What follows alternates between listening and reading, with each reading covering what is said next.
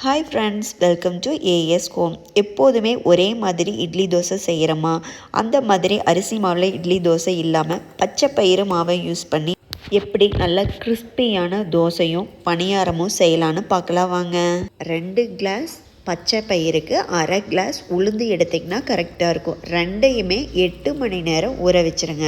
உளுந்து வந்து கொஞ்சம் நேரம் ஊறினா போதும்னு சொல்லுவாங்க, தேவையில்லைங்க. நம்ம மிக்சியில் அரைக்கிறதுனால ரெண்டுமே அட் அ டைமில் நீங்கள் ஊற வச்சுருங்க. பாருங்கள் எந்த அளவுக்கு இது 8 மணி நேரம் ஊற வச்சதுக்கப்புறம் எப்படி இருக்குன்னு பாருங்கள்.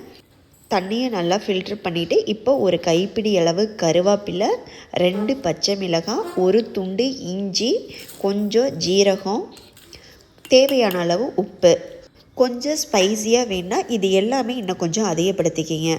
கிட்ஸ் இருக்காங்க அப்படின்னா நான் போட்ட அளவு கரெக்டாக இருக்குங்க. இது கொஞ்சம் கூட ஸ்பைஸியாக இருக்காது, கரெக்டாக இருக்கும்.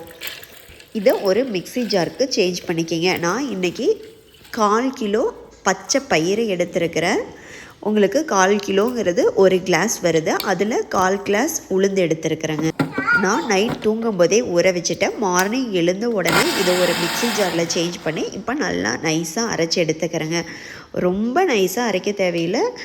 உங்களுக்கு நார்மலாக நம்ம அரிசி மாவை எந்த ஸ்டேஜில் அரைச்சி எடுப்போம் பாருங்கள், இந்த மாதிரி இருந்தாவே போதுமானதாக இருக்கும். நமக்கு தோசை ஊற்ற, பணியாரம் ஊற்ற எல்லாமே இந்த அளவுக்கு இருந்தாவே சூப்பராக வரும். சில பேர் இது ரொம்ப திக்காக கூட பண்ணுறாங்க, தேவையில்லைங்க. இந்த அளவுக்கு பண்ணி நம்ம செய்யும் போது தான் தோசை நல்லா உங்களுக்கு கிறிஸ்பியாக நல்லா தொலைவி விட சூப்பராக வரும். அதனால் இந்த ஸ்டேஜ் கொஞ்சம் தண்ணி மிக்ஸ் பண்ணி இந்த மாதிரி கரைச்சி எடுத்துக்கோங்க. ரொம்ப தண்ணியாட்டம் இருக்கக்கூடாது. பாருங்கள், இந்த திக்னஸ் இருந்தால் இட்லி, தோசை, பணியாரம் எல்லாமே சூப்பராக வரும். இந்த பச்சை பயிறு மாவுக்கு உங்களுக்கு தேங்காய் சட்னி, கார சட்னி, தக்காளி தொக்கு ப்ளஸ் கறி குழம்பு, இந்த மாதிரி என்ன வேணாலும், சாம்பார் கொஞ்சம் சூட்டாகாது, மற்றபடி எல்லாமே சட்னி ரெசிபிஸ் எல்லாமே இதுக்கு சூப்பராக இருக்கும்.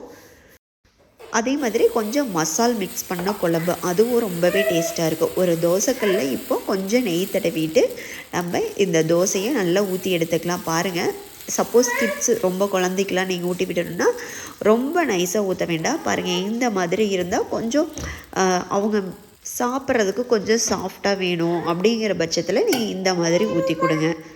நம்மளாம் சாப்பிட, பெரியவங்க சாப்பிடனா ரொம்பவே கிறிஸ்பியாக நான் இன்னொரு தோசை ஊற்றி காமிக்கிற பாருங்கள். அந்த மாதிரி ரொம்ப லைட்டாக லேஸாக வர மாதிரி கொஞ்சம் அதிக நேரம் வேக விடுங்க.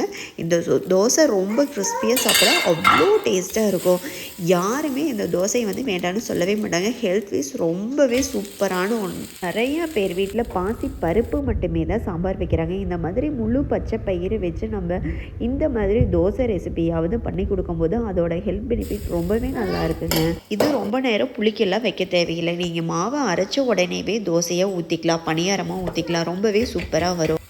பாருங்கள், இந்த தோசை எவ்வளோ கிறிஸ்பியாக இருக்குது. இது சாப்பிட அவ்வளோ அட்டகாசமாக இருக்கும். ஆனால் கிட்ஸுக்கு கொடுக்கும்போது கொஞ்சம் கிறிஸ்பியாக இருந்தால் அவங்களால சாப்பிட முடியாது. அதனால தான் ஃபஸ்ட் தோசை அந்த மாதிரி ஊற்றி கொடுத்தேன். இந்த மாவை அரைச்ச உடனே ஊற்றணுங்கிற அவசியம் இல்லைங்க. நீங்கள் அரைச்சி ஃப்ரிட்ஜில் வச்சுட்டு நைட் கூட எடுத்து செஞ்சுக்கலாம்.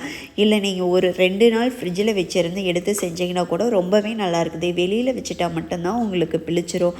ஆனால் வந்து இந்த மாதிரி நம்ம ஃப்ரிட்ஜில் வச்சு யூஸ் பண்ணும்போது கொஞ்சம் கூட புளிப்பு தன்மையே இருக்காது. டேஸ்ட் ரொம்பவே சூப்பராக இருக்குது. 2 நாள் இந்த மாவு வச்சுருந்தாங்க, எதுவுமே இல்லை, ரொம்பவே நல்லா இருந்தது. நான் அதே மாவுலேயே தான் பணியாரம், தோசை எல்லாமே பண்ணேன். ரொம்பவே சூப்பராக வந்திருந்தது. கண்டிப்பாக இந்த தோசை ஒரு டைம் ட்ரை பண்ணி பாருங்கள். வீடியோ பிடிச்சிருந்தால் லைக் பண்ணிவிட்டு சப்ஸ்கிரைப் பண்ணிடுங்க. தேங்க்யூ.